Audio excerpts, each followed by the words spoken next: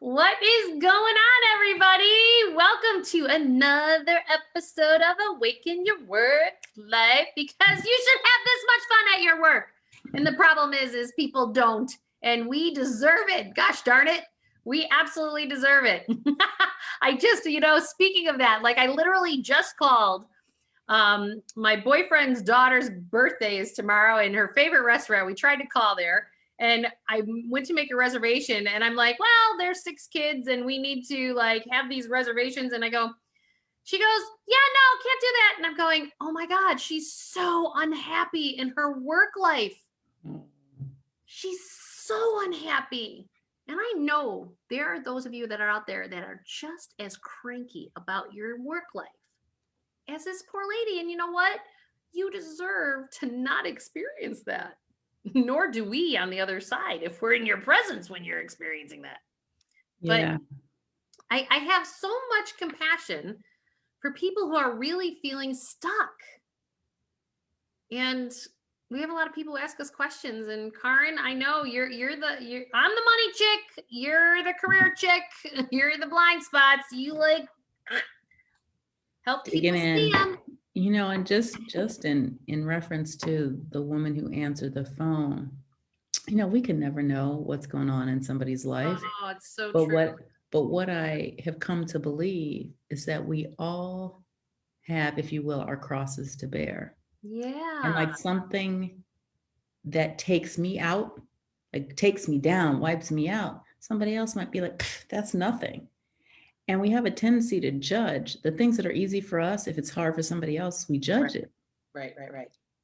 Versus recognizing, oh no, sister, we all have like an Achilles heel or a thorn in our paw, or, we all have something that will take us down, and they're not all the same things. And so the point to our conversations is to get rid of the thorns in our paws. Like to live a full life, to live a life full of expression, to feel the quality of your life. And that doesn't mean necessarily that you're making $1 bazillion. It means how you feel day to day, the quality of your relationships, the fact that you feel pretty good in your body. Like, what is the quality? Right. And when we believe it is possible to do work, since you're spending so much time of your day at work or doing work, do work that removes the thorns in your paws, that gives you the space to gives you the space to open up and to express yourself and to be joyful. And so to your point, there's always a way to work it out, or there's a way to say it so that the other person feels heard or understood. And that job is a transaction for her. Right. And you can tell it's just I'm here because I got to make some money. But I mean, that's well said. That that sounds like a whole topic we can do on one of our work lives. Like, is your job a transaction? Yeah. And for many of us, and even the ones that have ascended to high levels, right? Even people who consider themselves accomplished. This is not just about wage earning jobs, right? I'm not talking about that. Like, you can be in a well-paid, esteemable, I mean, I consider all jobs esteemable, quite frankly. They all need to be done. Yeah. Right. And we should honor and recognize if somebody's cleaning our bathrooms, we need to honor and recognize that. But there's an old adage, I'm going to have to look it up, where it's like, whatever it is you're doing, be the best that you can possibly be at whatever that is. Totally. Right. And so whatever's happening for her, we're going to send her some, so much love. So much love and pink light, because think about the impression that leaves. Now, you've eaten in this restaurant before, so you have other evidence to support that it's someplace that you want to be. But like the front line of any organization, just like the front line in an army, they need to be treated like VIPs. Yeah. So that, because they're the first face. Yes. And they're really lucky that you had other historical experience. Right. So, well, And it's so important, I think, for, it's interesting. I would like other people to recognize this as well, too, because I have had an incredible, incredible morning. Mm. Like, I saw these patterns and some shifts in my life, and it was happening. I'm addressing them, boom, boom, boom, boom, boom. And it is clearing. The path is clearing. I'm seeing through the smoke, right? High vibe, super high vibe, rocking and rolling. Things are opening up. Things are working. And then what happens? I have this experience with someone who really hates their work life. Mm. So in this process, I know those of you who are watching, you have those people in your organization or in your work life that, for whatever reason, are not happy. We always have to, I love the book, The 4 Agreements by Don Miguel Ruiz. And one of those 4 agreements is don't personalize. And it's about being able to observe this lady's behavior and just go, okay, I don't have to take it in as my own. Like, I'm going to high vibe. And because that's where I was prior to that experience. And when we start weaving some of these principles into our work life, it's amazing how much happier we become. Yeah. Because we are who we are, no matter whether it's your work life, your personal, your relationships, whatever. Like, we are, if you're being authentic in the world, you're the same person no matter where you go. I think that's part of the challenge. We have many people showing up in their work lives that are not authentically themselves because it is just a transaction for them. Yeah, and it creates an enormous amount of stress to have to wear a mask, whether you do it happily or whether you do it, with some level of frustration. Yep. I always like to say, like, your head and your heart is constantly broadcasting and it will betray you. And what I mean by that is it's always broadcasting your truth. So you got your mask on and you're like, whatever, blah, blah, blah. Like, your heart is saying, yeah, you don't like this job. This is how you might be trying to show up in one way. And which is why it feels like sometimes we take 2 steps forward and 1 step back. Right. Because we haven't, the head and the mouth is saying one thing and moving us forward, but the heart is saying something else. And it's like, not that way, not that way. And there's an enormous amount of stress, that tension between the head and the heart, right? Yep. So true. So, we invite you all to come share your questions. We ain't scared. No, we ain't scared. We're ready. We're ready for your questions, and we want to help and support you. And there's an opportunity to, we do have some people lined up for the next few weeks. We're really excited about that, but let us know, like, DM us, put a comment in the, comment boxes. Yeah, you know what? I'd like to ask you these questions, or come on and ask you a question. And I have to tell you, there's nothing like getting live support. It can be incredibly helpful. So we do have 3 questions today so far. Let's bring it. And please, those of you who are watching, I am looking. What are your questions? Give them to us. Awesome. We'll answer them. Yeah. Just type it in. A lot of people.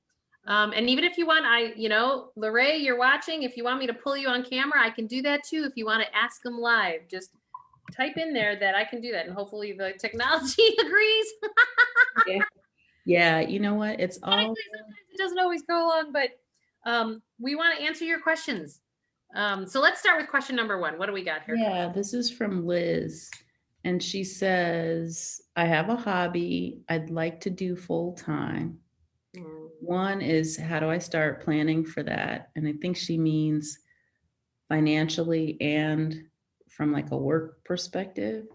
And then she says, but will working full time in it ruin my love for it?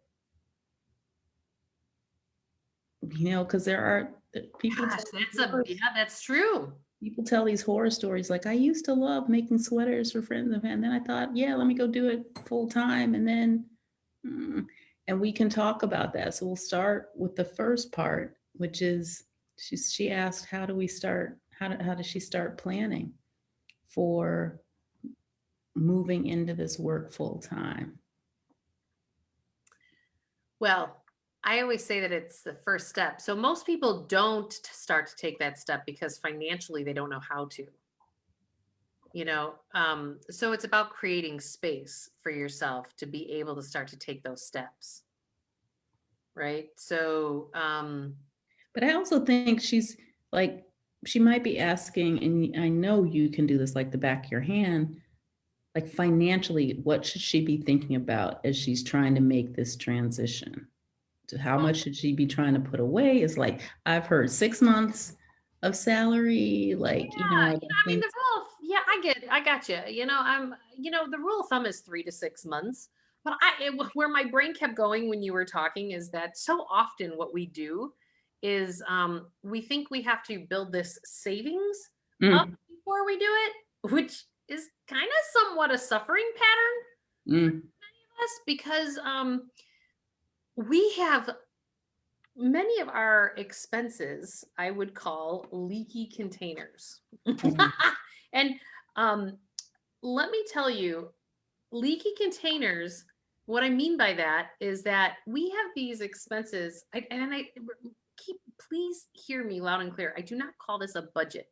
To me, this is about how do you want your cash to flow, right? It's your cash flow report going in, coming out.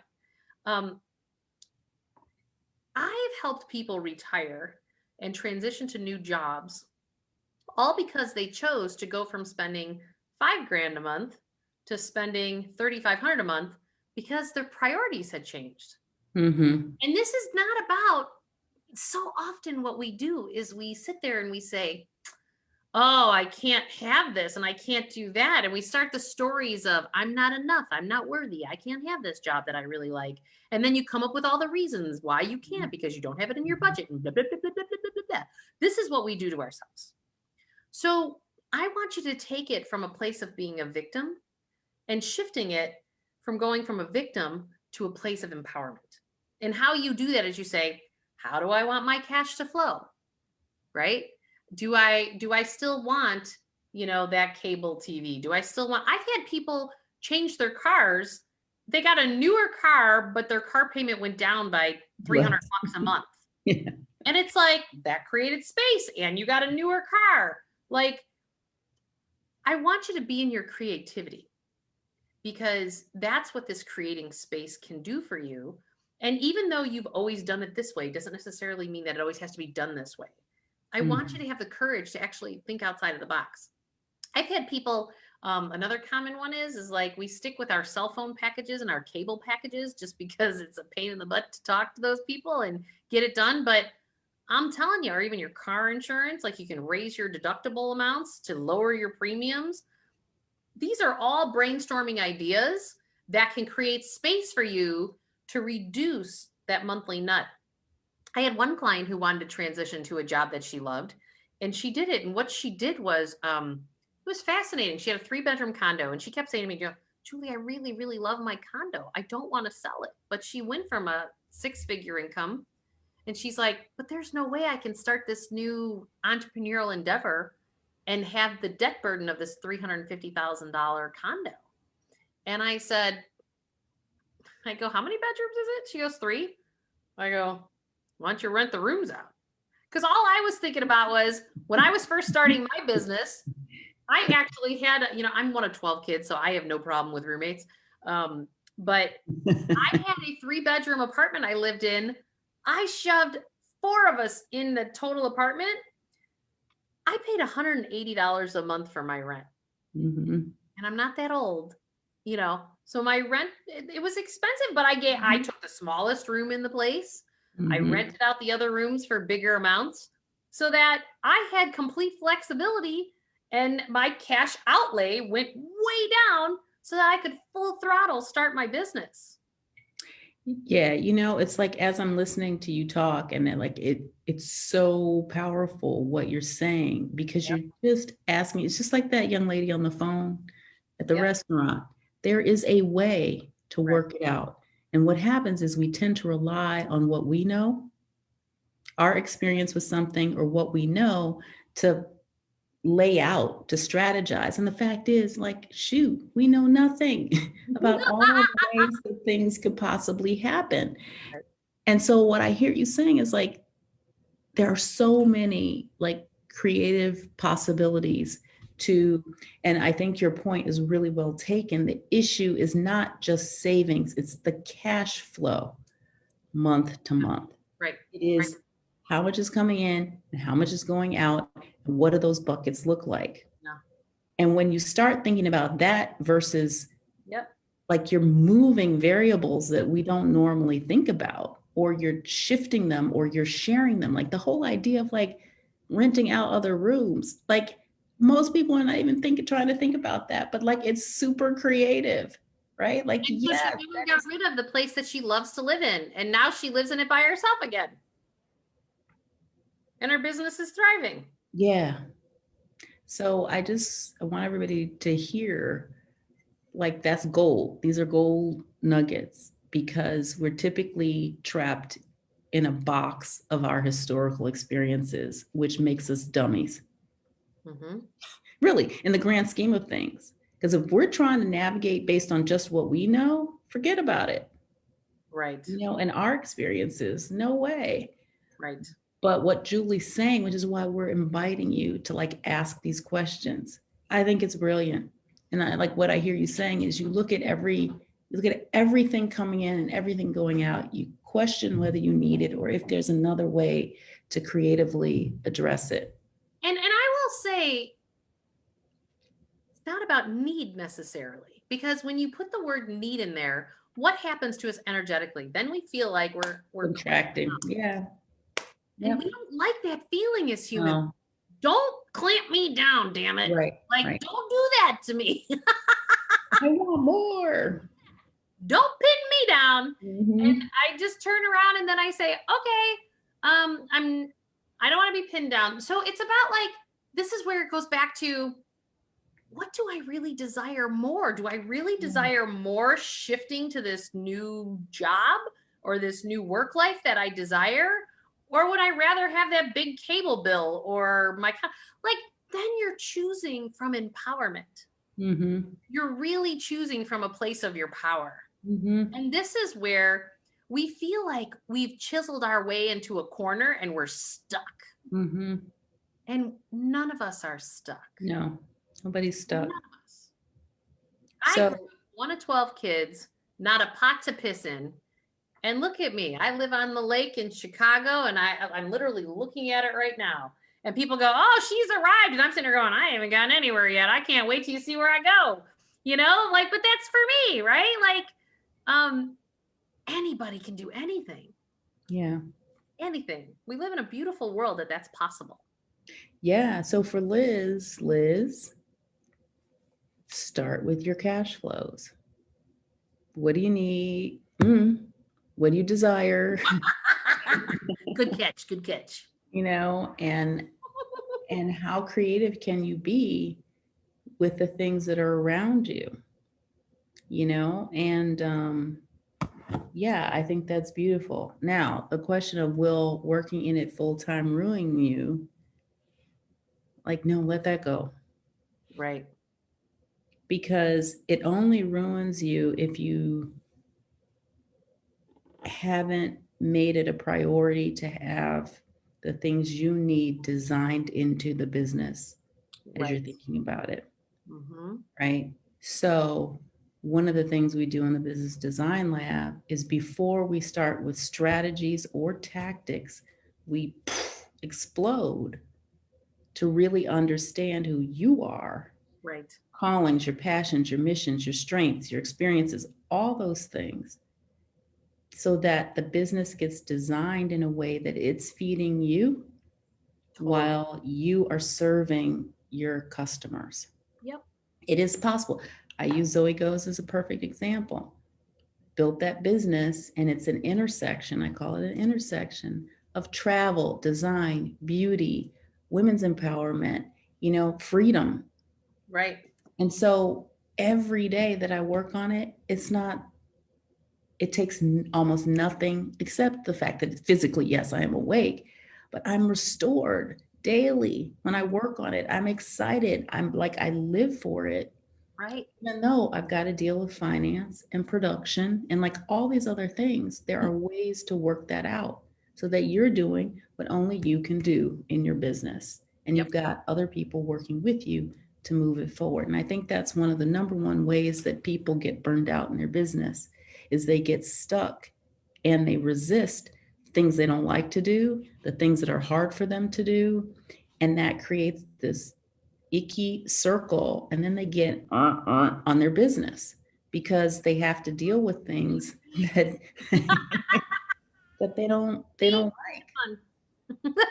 So no, it doesn't have to ruin you if you design it the right way from the beginning.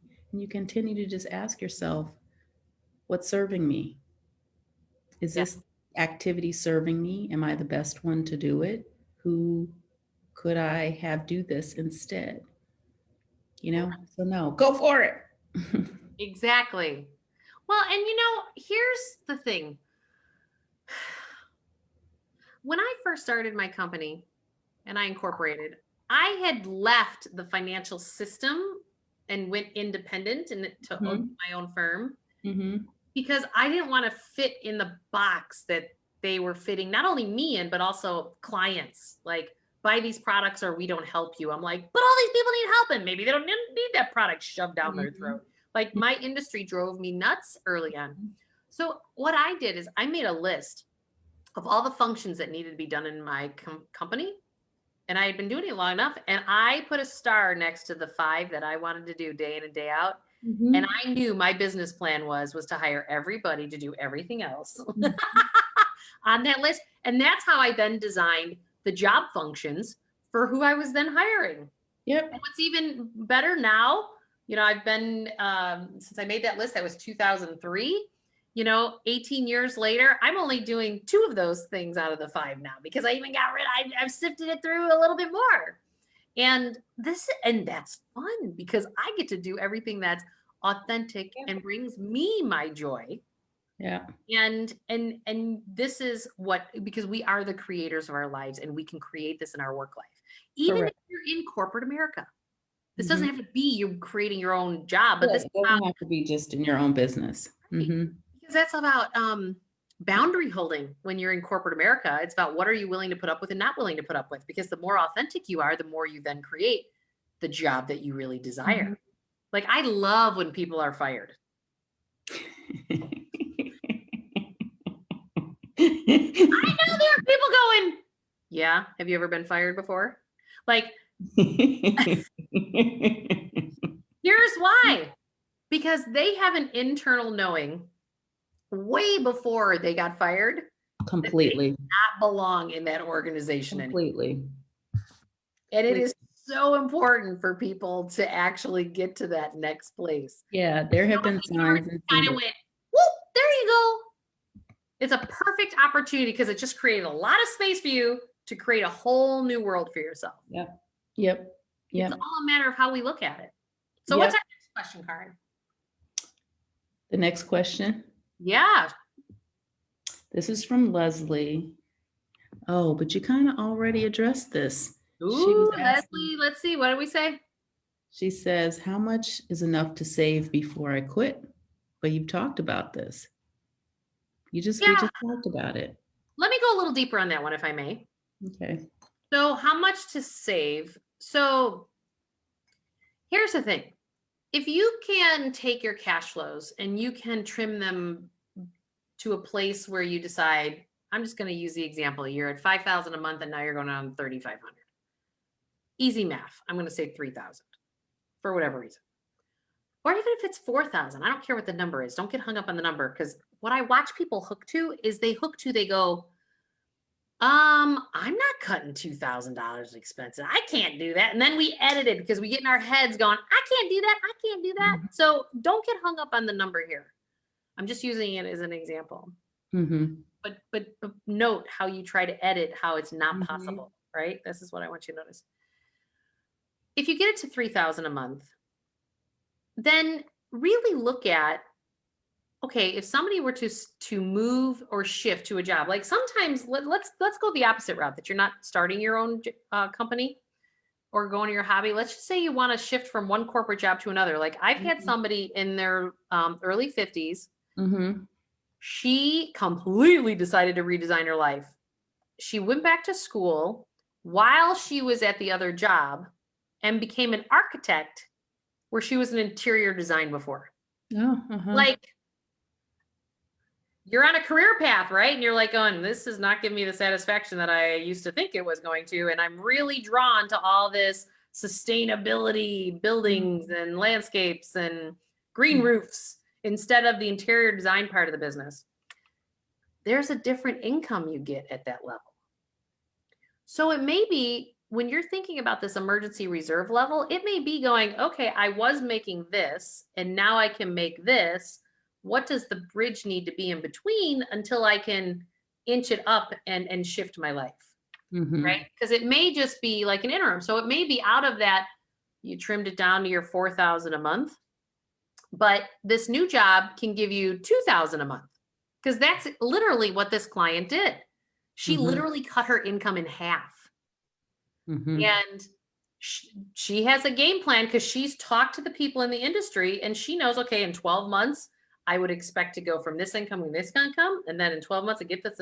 And then the first year, the income expectations didn't go where she thought they'd go because we wound up in a pandemic, right? She's like, well, that plan just kind of went to hell in a handbasket. But what I shared with her, I said, okay, but you've got these expertise. Why don't we find if you can do some consulting to come up with that income somewhere else? And she goes, I love that idea because I actually would love to consult over here because I want to learn more about that. Perfect. So she's doing a consulting gig with another company and she's learning this other sleeve of the business at the exact same time. So her pay raise came in a really funky way.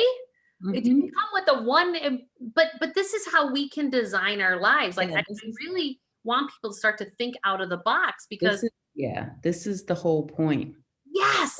If you think you know how it's going to happen, you have no idea. Right. What's going to happen. You have to stay focused on your intention, on your desire, on your, what it is that you're creating, because the way to solve the problem may be something completely unexpected that you never saw coming. Right. And could never have planned for in advance of it. But you have to be willing to be open and sometimes have conversations with people who can help you brainstorm, think it out, get out of your own head. Like, it doesn't have to be us. We would love for it to be us. It doesn't have to be us, but find somebody who you feel safe sharing these kinds of conversations with. Yeah, because there's, and have it be people who support your dreams, not those people who edit it and help to reinforce the Debbie Downer. And sometimes, the people closest to us are not the best people to share this stuff with because they're trying to protect you. So they want to show you where all the pitfalls could be and have you to keep you safe. And that's a real easy way to get derailed from your dream because that stuff starts to make sense. Oh yeah, what if this happened? And what if that? And what about that? And you have this and like, no, you gotta find a community or find a person that can hold it without judgment and help you see what the opportunities might actually be. Exactly. Yeah. So perfect. Okay. Well, Leslie, I hope that helps. Yeah.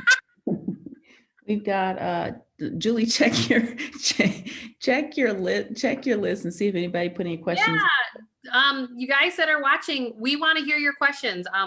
No one has given us a question outside of our ones that we already had prior to the show today, but what questions do you have?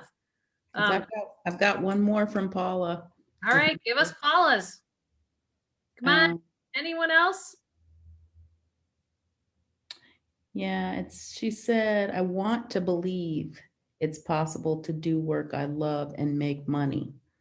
But she keeps there's a part of her that really wants, she said, guarantees. She knows it's not rational. That's what she put in parentheses. I know that's not rational. So people, this is one of the things that I challenge all of my clients to is they go, well, I want to be at a place where I have my guaranteed paycheck. I go, do you ever have a guaranteed paycheck? Like there's this perception because you work at a corporation or a governmental entity or wherever it is that you're sharing your gifts with, that it's guaranteed. And there's no guarantee on anything in life. Yeah.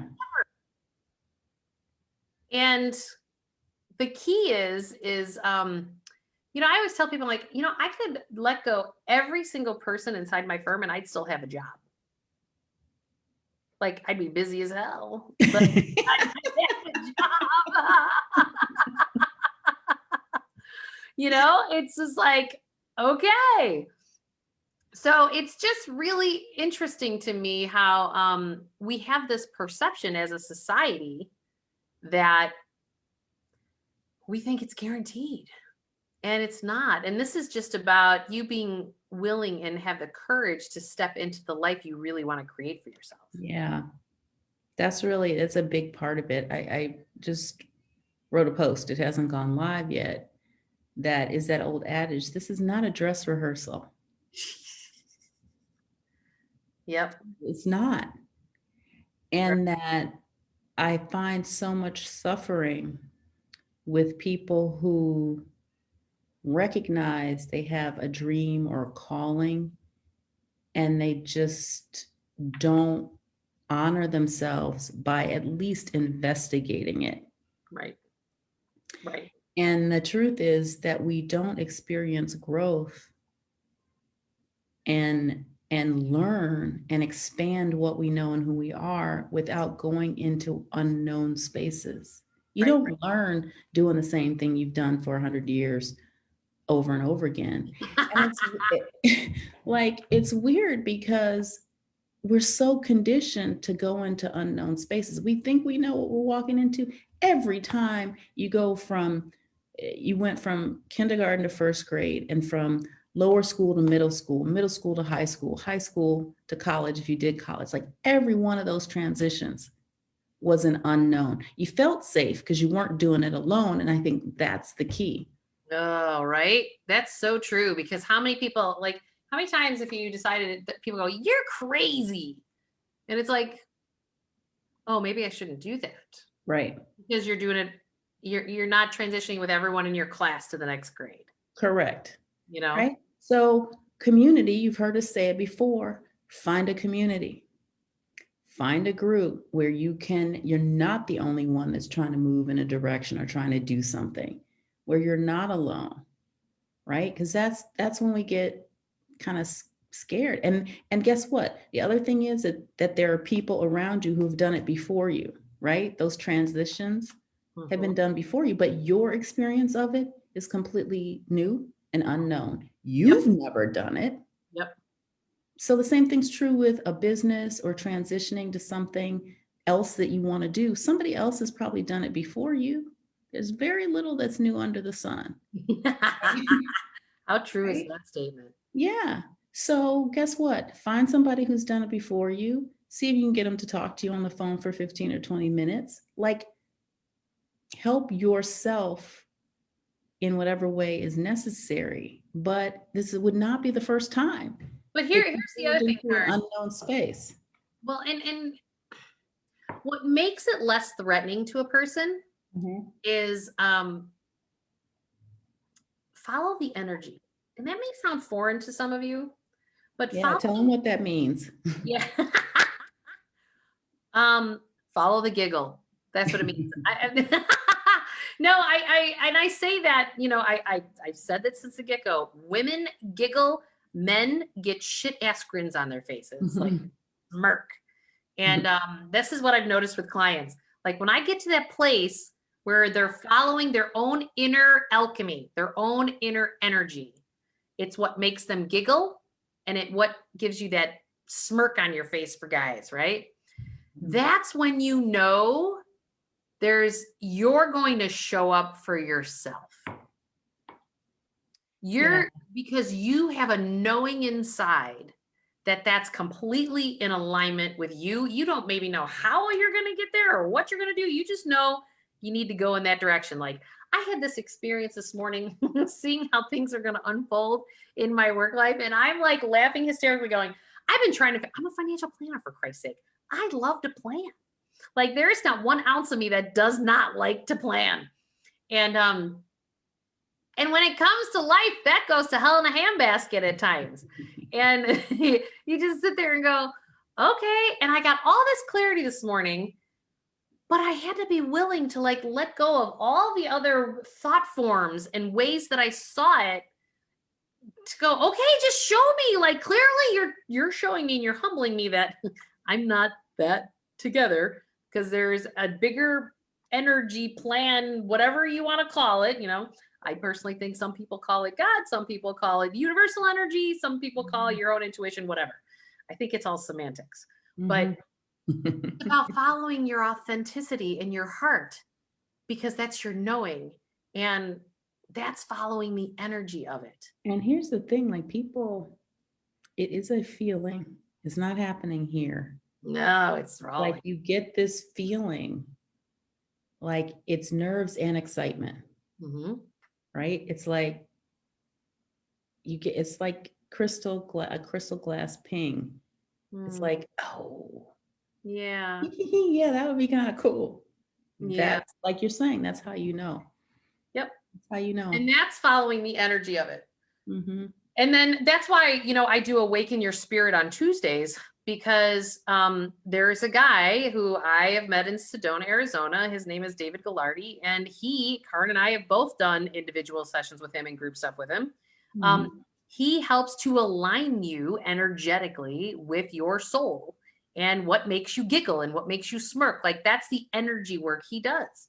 So, come join us on Tuesdays, get a taste of it. If you have no idea what I'm talking about, like if you just know that something's got to shift, something's got to align, building community is like talking with Karen and I, and getting the other support systems in place so that you feel supported along the way. It's really, really important. If you have if you're in a relationship that is not supportive in the authenticity of who you want to be tomorrow, not who you were yesterday, but who you want to be tomorrow, maybe it's time for that relationship to end. That's why domestic violence was up 61% in the pandemic. And they're all interrelated. We have these jobs we hate, relationships we're done with, but it's about stepping into the courage. Yeah. Go to that next right step, because you matter. You are so important. And it's about you showing up for you. And I'm so grateful for those questions that they've sent us today, because it helped us give a little bit more clarity of things that we've not talked about before. Right. Super grateful. Yeah, we are. And we invite you to join us. Let us know if you want to come on live, send us questions. We are absolutely here to serve. Yeah. Well, you guys have a wonderful week, and please join us again next Wednesday. And if you have questions, send them on. Even if you don't want to go live with them, send them to us behind the scenes, because we'll still help y'all. Yeah. All right. Thanks, everybody. Have a great week.